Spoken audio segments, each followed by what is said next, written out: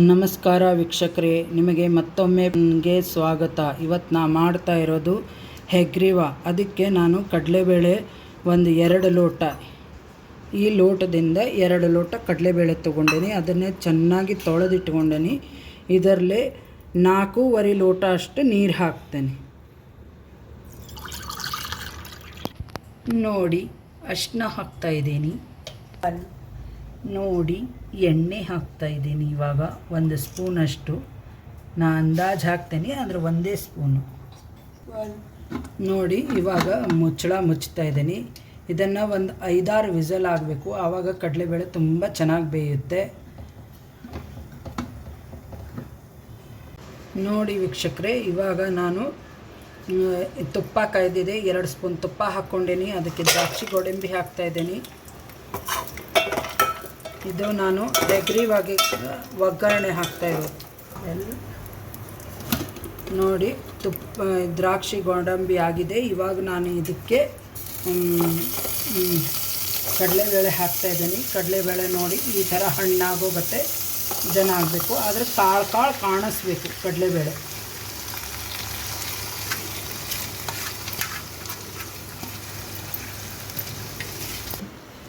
ನೋಡಿ ಇದಕ್ಕೆ ಬೆಲ್ಲ ಹಾಕ್ತಾಯಿದ್ದೀನಿ.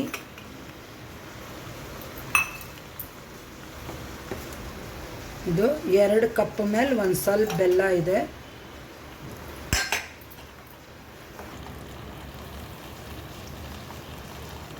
ನೋಡಿ ಇದಕ್ಕೆ ಏಲಕ್ಕಿ ಪೌಡ್ರ್ ಹಾಕ್ತಾಯಿದ್ದೀನಿ. ಈ ಸ್ಪೂನ್ಲೆ ಅರ್ಧ ಸ್ಪೂನಷ್ಟು.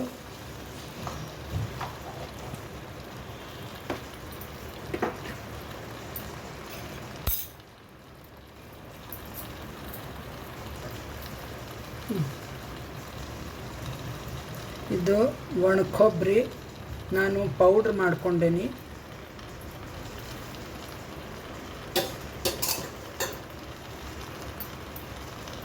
ನೋಡಿ ಎಲ್ಲ ಬೆಲ್ಲ ಕರಗಿದೆ.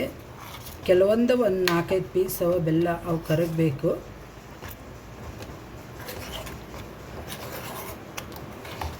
ನೋಡಿ ಕುದೀತಾ ಇದೆ. ದೇವ್ರ ನೈವೇದ್ಯ ಮಾಡಿದೊಡ್ತು ನಾವು ಪರಿಮಳ ಚೆನ್ನಾಗಿದೆ ಅಂತ ಹೇಳಲಿಕ್ಕಾಗಲ್ಲ. ಇದಾಗೆ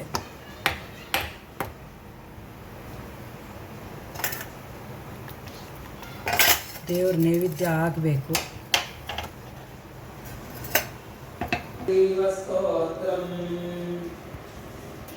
ಶ್ರೀಮಾನ್ ವೆಂಕಟನಾಥಾರ್ಯ ಕವಿತಾರ್ಕಿಕೇಸರಿ ವೇದಾಂತಾಚಾರ್ಯ ವರ್ಯೋ ಮೇ ಸನ್ನಿಧತ್ತಾಂ ಸದಾ ಹೃದಿ ಜ್ಞಾನಾನಂದಮಯಂ ದೇವಂ ನಿರ್ಮಲಸ್ಫಟಿಕಾಕೃತಿಂ ಆಧಾರಂ ಸರ್ವವಿಜ್ಞಾನಾಂ ಹಯಗ್ರೀವಮುಪಾಸ್ಮಹೇ. ಜ್ಞಾನಾನಂದಮಯಂ ದೇವಂ ನಿರ್ಮಲಸ್ಫಟಿಕಾಕೃತಿಂ ಆಧಾರಂ ಸರ್ವವಿದ್ಯಾನಾಂ ಹಯಗ್ರೀವಮುಪಾಸ್ಮಹೇ.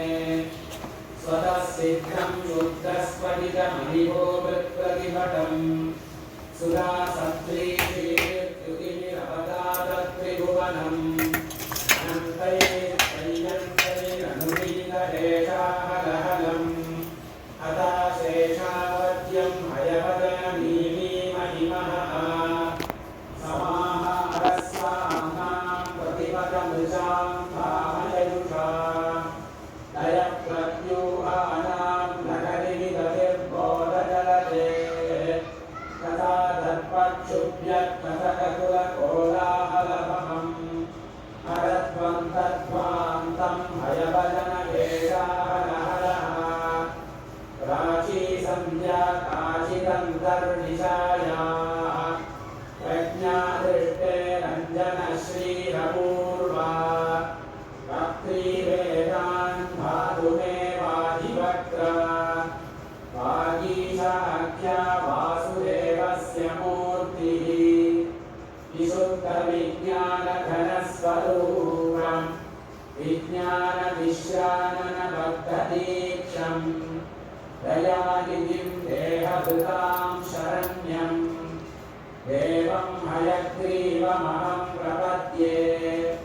ಅಪೌರುಷೇಯೈರಪಿ ವಾ ಪ್ರಪಂಚೈಃ अद्यापिते भूतिमदृष्टपारा सुवर्णरं मुक्तजिति त्वयैव कारुण्यदो नाथ कटाक्षणीयः दाक्षिण्यरम्या विदिशस्य मूर्तिः देवी सरोजासनधर्मपत्नी व्यासादयोऽपि व्यपदेश्य वाचः स्फुरन्ति सर्वे तव शक्तिदेशैः मन्दो भविष्यन् नियतं विरिञ्चः वाचां विधे वञ्चितभागधेयः दैत्यामनीतां दययैव भूयोऽपि अद्यापयिष्यो निगमान्न चेत्त्वम् वितर्कडोलां व्यवधूय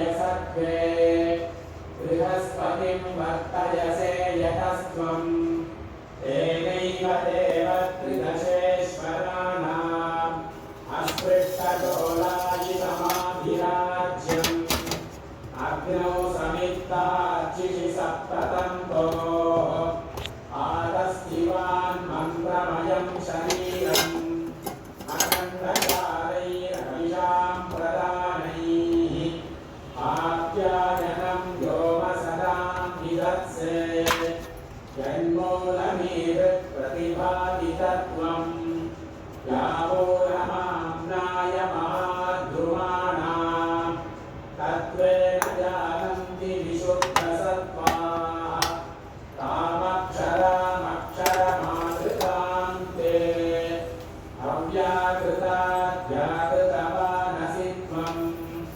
नामानि रूपाणि च यानि पूर्वम् शंसन्ति तेषां चरमां प्रतिष्ठा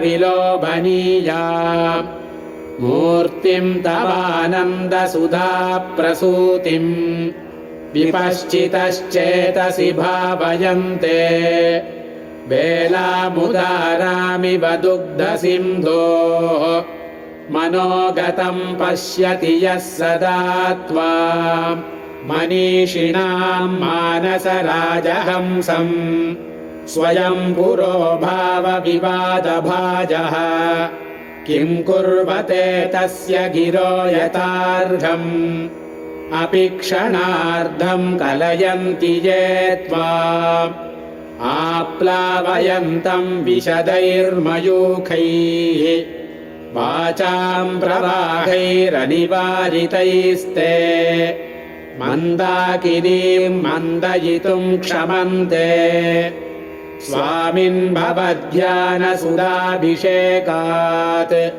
वहन्ति धन्याः पुलकानुबन्धम् अलक्षिते क्वापि निरूढमूलम् अङ्गेष्विवानन्दथुमङ्कुरन्तम् स्वामिन् प्रतीचा हृदयेन धन्याः त्वध्यानचन्द्रोदयवर्धमानम् अमान्तमानन्दपयोधिमन्तः पयोभिरक्ष्णां परिवाहयन्ति स्वैरानुभावास्त्वदधीनभावाः समृद्धवीर्यास्त्वदनुग्रहेण विपश्चितो नाथ तरन्ति माया वैहारिकीं मोहनपिञ्चिकान्ते प्राङ्निर्मितानां तपसां विपाकाः प्रत्यग्रनिःश्रेयससम्पदो मे समेधिशीरं स्तव पादपद्मे सङ्कल्पचिन्तामणयः प्रणामाः विलुप्तमूर्धन्यलिपिक्रमाणाम् सुरेन्द्रचूडापदलालितानाम् त्वदङ्घ्रिराजीवरजः कणानाम् भूयान् प्रसादो मयि नाथ भूयात् परिस्फुरन्नो पुरचित्रभानुप्रकाशनिर्धूततमोऽनुषङ्गा पदद्वयीं ते परिचिन्महेन्दः प्रबोधराजीव विभातसन्ध्या त्वत्किङ्करालङ्करणोचितानां त्वयैव कल्पान्तरपालितानां मञ्जुप्रणादं मणिनूपुरं ते मञ्जूषिकां वेदगिरां प्रतीमः सञ्चिन्तयामि प्रतिभादशास्तान् सन्धुक्षयन्तं समयप्रदीपान् विज्ञानकल्पद्रुमपल्लवाभं व्याख्यानमुद्रामधुरं करन्ते चित्ते करोमि स्फुरिताक्षमालं सव्येतरं नाथकरं त्वदीयं ज्ञानामृतोदञ्चनलं पटानां लीलाघटीयन्त्रमिवाश्रितानां प्रबोधसिन्धोररुणैः प्रकाशैः प्रवाळशङ्खातमिवोद्वहन्तम् विभावये देव सपुस्तकं ते वामं करं दक्षिणमाश्रितानां तमांसि भित्त्वा विशदैर्मयूखैः सम्प्रीणयन्तं विदुषश्चकोरान् निशामये त्वां नवपुण्डरीके शरद्घने चन्द्रमिव स्फुरन्तम् दिशन्तु मे देव सदा त्वदीयाः दयातरङ्गानुचरा कटाक्षाः श्रोत्रेषु पुंसाममृतं क्षरन्तीं सरस्वतीं संश्रितकामधेनुं विशेषवित्पारिषदेषु नाथ विदग्धगोष्ठी समराङ्गणेषु जिगीषतो मे कवितार्किकेन्द्रान् जिह्वाग्रसिंहासनमभ्युपेयाः त्वां चिन्तयन् त्वन्मयतां प्रपन्नः त्वामुद्गृह्णन् सप्तमयेन धाम्ना स्वामिन् समाजेषु समेधिषीय स्वच्छन्दवादाहवबद्धशूरः नानाविधानामगधिकलानां न चापि तीर्थेषु कृतावतारः ध्रुवं तवानाथ परिग्रहायाः नवं नवं पात्रमहं दयायाः अकम्पनीयान्यवनीतिभेदैः अलङ्कृषीरन् हृदयं मदीयं शङ्काकलङ्कापहमोज्ज्वलानि तत्त्वानि संयञ्चि तव प्रसादात् व्याख्यामुद्रां करसरसिजैः पुस्तकं शङ्खचक्रे बिभ्रद्भिन्नस्फटिकरुचिरे पुण्डरीके निषण्णः अम्लानश्रीरमृतविशदैरंशुभिः प्लावयन्माम् आविर्भूयादनगमहिमा मानसे वागधीशः व्याख्यामुद्रां करसरसिजैः पुस्तकं शङ्खचक्रे बिभ्रद्भिन्नस्फटिकरुचिरे पुण्डरीके निषण्णः अम्लानश्रीरमृतविशदैरंशुभिः प्लावयन्माम् आविर्भूयादनगमहिमा मानसे वागधीशः वागर्थसिद्धिहेतोः पठतः हयग्रीवसंस्तुतिं भक्त्या कवितार्किककेसरिणा वेङ्कटनाथेन विरचितामेतां वागर्थसिद्धिहेतोः पठतः हयग्रीवसंस्तुतिं भक्त्या कवितार्किककेसरिणा वेङ्कटनाथेन विरचितामेतां कवितार्किकसिंहाय कल्याणगुणशालिने ಶ್ರೀಮತೆ ವೆಂಕಟೇಶಾಯ ವೇದಾಂತ ಗುರವೇ ನಮಃ. ನೋಡಿ ಹೆಗ್ರೀವ ಈ ಥಿಕ್ನೆಸ್ ಬರಬೇಕು. ಇಷ್ಟು ಗಟ್ಟಿ ಆದ್ರೇ ಚೆನ್ನಾಗಿರುತ್ತೆ ಹೆಗ್ರೀವ. ಈ ಥರ ನೀವು ಮಾಡಿ ದೇವ್ರ ಪ್ರಸಾದಕ್ಕೆ. ಈ ವಿಡಿಯೋ ನಿಮಗೆ ಇಷ್ಟವಾದಲ್ಲಿ ಲೈಕ್ ಮಾಡಿ, ಸಬ್ಸ್ಕ್ರೈಬ್ ಮಾಡಿ, ಬೆಲ್ ಐಕಾನ್ ಕ್ಲಿಕ್ ಮಾಡಿ. Thank you.